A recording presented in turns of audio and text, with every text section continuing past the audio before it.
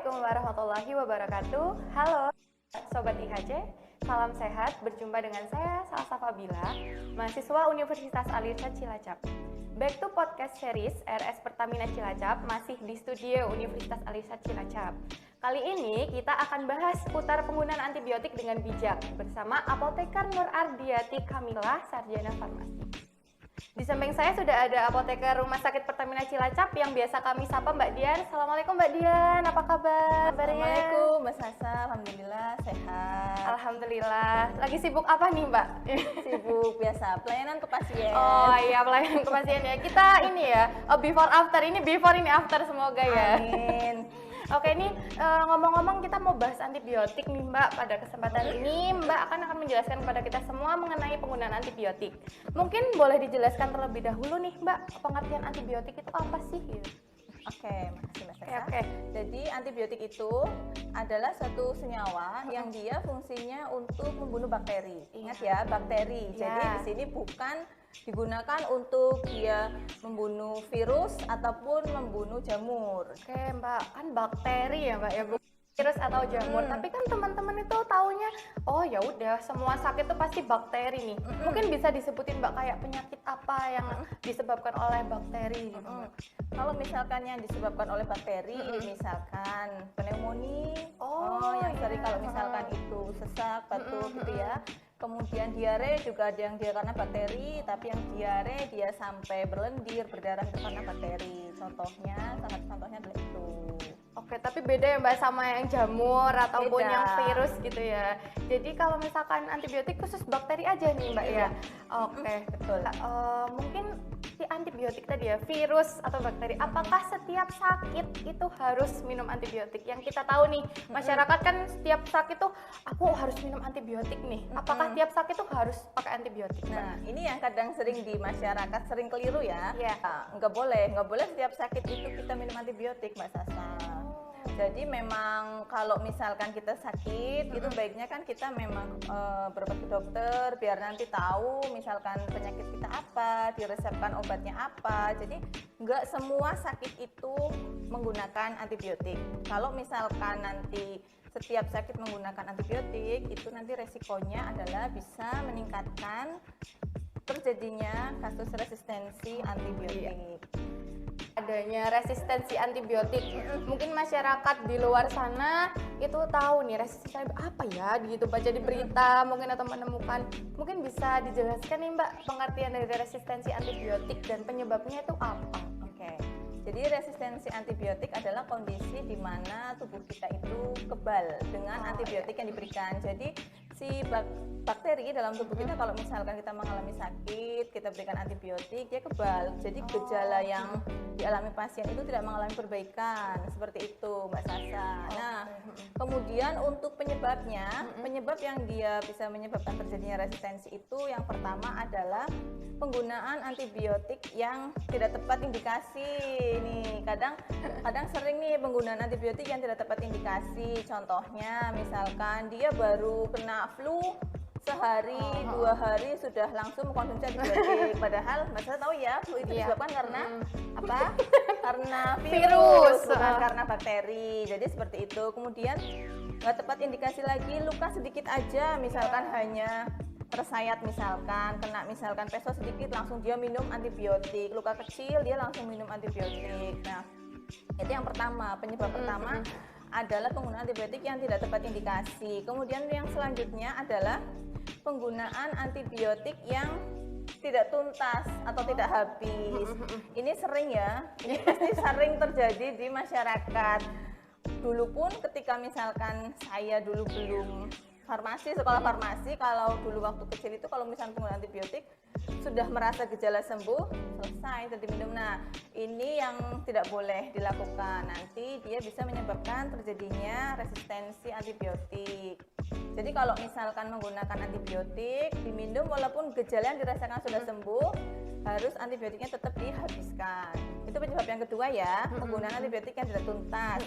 Selanjutnya, penggunaan antibiotik yang tidak tepat dosis atau tidak tepat aturan waktu.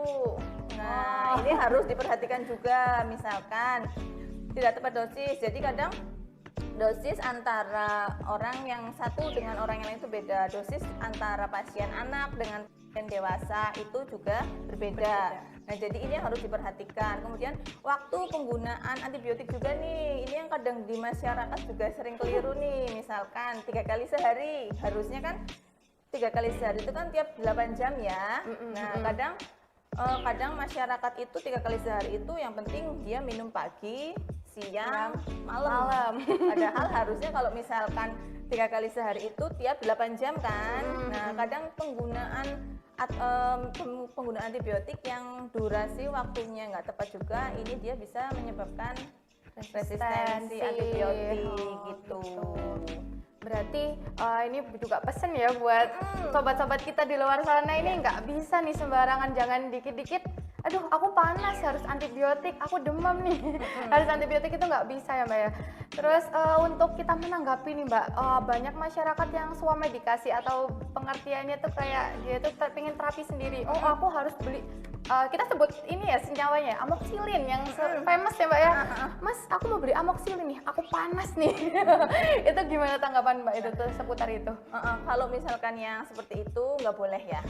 Ya, kalau misalkan pembelian antibiotik mandiri swamedikasi itu nggak boleh. Jadi penggunaan antibiotik itu memang harus berdasarkan resep dokter, karena belum tentu juga dia langsung membeli amoxicillin apakah antibiotik yang dia beli itu tepat sesuai dengan bakteri yang memang dia menginfeksi si pasien itu, kayak gitu. Belum tentu antibiotik yang dia langsung beli itu sesuai. Ya itu tadi ya, tepat indikasi, tepat dosis dan tepat waktu ya Mbak ya itu. Betul. Itu kan berarti cara ngitungnya mungkin ya Mbak ya, itu kan berarti 24 jam. Ketika dia dapat 2 kali 1 tablet sehari berarti kan per 12 jam. Ya, betul. Nah, itu kadang kan orang-orang yang oh aku pagi udah jam 7, terus siang bila jam 12, padahal kan 7 tambah 8 harusnya di jam 15 kan, atau jam 3 sore ya Mbak, seperti itu. Yes. Ini tadi kan sudah dibahas seputar resistensi antibiotik, udah dijelaskan juga penyebabnya apa, terus bagaimana terjadinya, seperti itu kan Mbak. Mungkin sekarang bisa dijelaskan nih Mbak, bagaimana penggunaan antibiotik yang benar, tepat gitu ya, seperti apa Mbak? Oke. Penggunaan antibiotik yang benar itu tepatnya adalah bijak.